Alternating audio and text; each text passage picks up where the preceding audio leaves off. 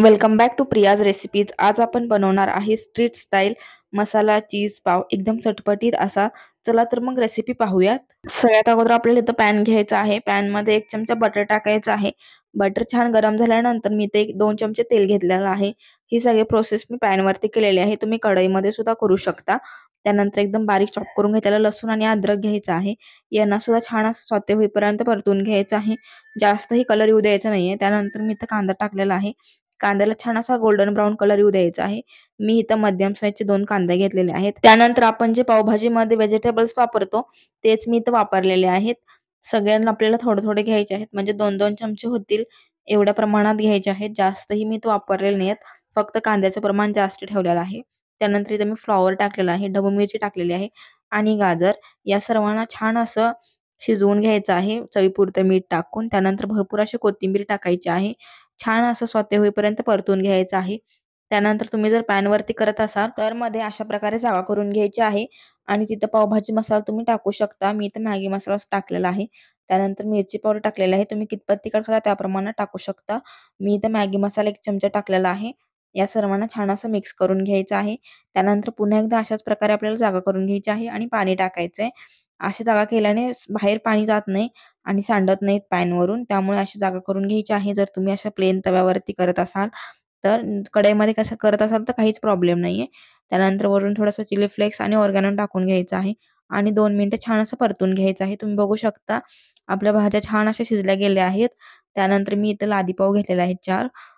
जे पावभाजीसोबत आपण खातो तेच पाव इथं वापरायचे आहेत. गोड पाव घ्यायचे नाहीयेत. त्यामुळे टेस्ट जरा वेगळीच लागेल. त्यानंतर अशा प्रकारे पाव आपल्याला कट करून घ्यायचे आहेत. पाव एकदम व्यवस्थित कट करून झालेले आहेत. आता यावरती आपल्याला टाकायची आहे चिंच आणि गुळाची चटणी. ही मी पॅकेटमधली यूज केली आहे. जी तुम्ही घरी बनवता ती सुद्धा यूज करू शकता. त्याची सुद्धा रेसिपी अपलोड आहे YouTubeला. एकदा नक्की जाऊन बघा. त्यानंतर छान असे सगळीकडून स्प्रेड करून घ्यायची आहे चिंच आणि गुळाची चटणी. ही टाकायला विसरायची नाही. यामुळे खूप छान टेस्ट लागते एकदम चटपटीत अशी.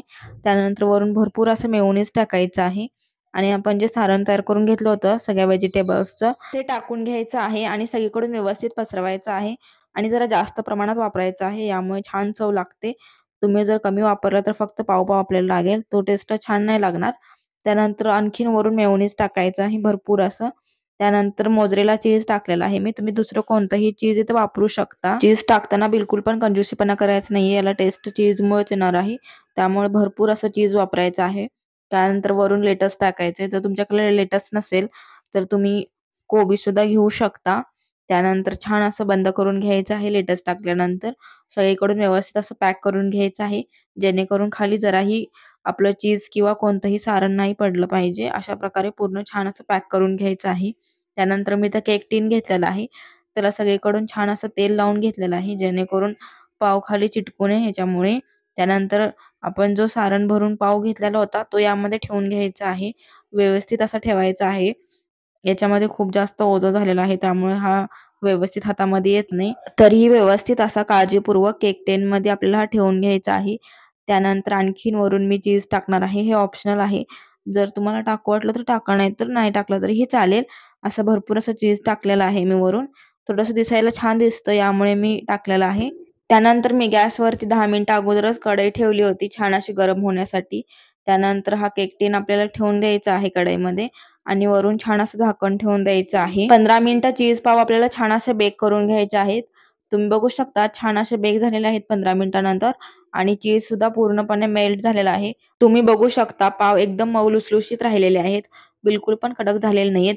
स्ट्रीट स्टाईल मसाला पाव चीज रेसिपी तयार आहे. एकदम छान झालेली आहे. एकदम टेस्टी. तुम्हाला ही रेसिपी कशी वाटली कमेंटमध्ये मला नक्की सांगा आणि एकदा नक्की ट्राय करून पहा.